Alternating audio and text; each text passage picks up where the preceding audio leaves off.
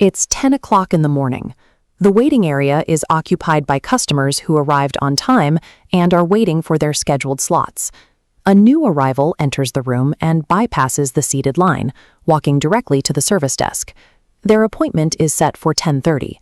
By arriving 30 minutes early and approaching the counter immediately, they signal an expectation that their presence overrides the existing queue. This creates a specific logistical conflict. Because the customer is physically present 30 minutes before their car can be serviced, they begin a mental timer. When the shop starts the work at the scheduled 10:30 time, the customer has already spent a half hour in the lobby, leading them to perceive the standard process as a delay. The friction in this interaction stems from a customer prioritizing their own arrival over the established order of the day. A service shop functions as a grid of labor and floor space. Every technician and service bay is assigned to specific repair orders hours or days in advance.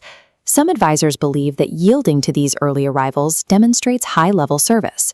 This timeline illustrates the result of that choice. Forcing an early vehicle into an active bay pushes every following block later into the day. On-time customers face wait times that increase with every unscheduled interruption allowed into the workflow. Operational integrity requires the advisor to protect the schedule for the benefit of every customer who arrived as planned. The disruption is driven by the customer logic loop. The customer pairs their early arrival with their personal schedule, viewing this as superior effort. This leads to a final, incorrect conclusion. Their early arrival earns them faster service and the right to jump the line. This logic ignores the physical state of the shop. It completely discounts the vehicles already on the lifts and the appointments properly scheduled for the 10 o'clock slots. When an advisor provides a realistic completion time, the customer often views the estimate as a personal slight rather than a statement of shop capacity. In this mindset, being early serves as a justification for demanding immediate, preferential treatment. The shop operates within a fixed matrix defined by available technicians, service bays, and time blocks. Repair orders maximize. Doing so causes a cascade of delays across the grid. The actual time required to perform a service safely remains constant, regardless of when the early customer chooses to arrive. Conflict typically occurs when the customer insists that their personal schedule should dictate the shop's output. Professional advisors respond by providing time frames based on the current shop load and the existing schedule.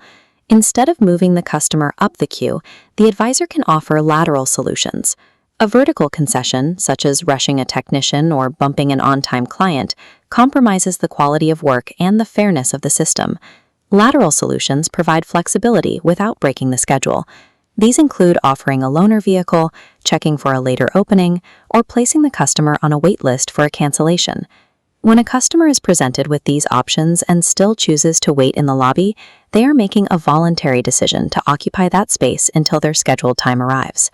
Holding these boundaries protects the technician's workflow and ensures that every customer receives the time and attention they were promised. Managing the schedule requires adherence to a few basic principles of operation. First, an early arrival does not nullify the appointments of other clients. The schedule remains the primary tool for managing workflow. Second, an advisor at a desk is often processing paperwork or coordinating with technicians. A lack of a face-to-face conversation does not mean the advisor is unassigned or available for an unscheduled check-in. Third, offering a loaner vehicle provides a way to decouple the shop's capacity from the customer's personal timeline. Refusing to alter the queue for an unreasonable demand is a sign of responsible shop management. When a shop refuses to prioritize an early arrival, the customer may leave a review similar to this one, complaining about poor time management. This feedback is often a reaction to the shop's refusal to disrupt the schedule. These reviews are an attempt to penalize the advisor for maintaining a fair and consistent process. For some customers, refusing to grant a shortcut will be framed as a service failure. Management must decide exactly how to respond when an entitled customer escalates a loud complaint regarding wait times. Caving to a loud demand to resolve the situation quickly creates a different problem. When leadership overrides the schedule to appease a disruptor, the staff learns that the established process is optional. This leads to a work environment governed by whoever is the most vocal. Managers must support the advisor who followed the protocol and respected the existing queue. Effective service relies entirely on the consistent application of a fair process.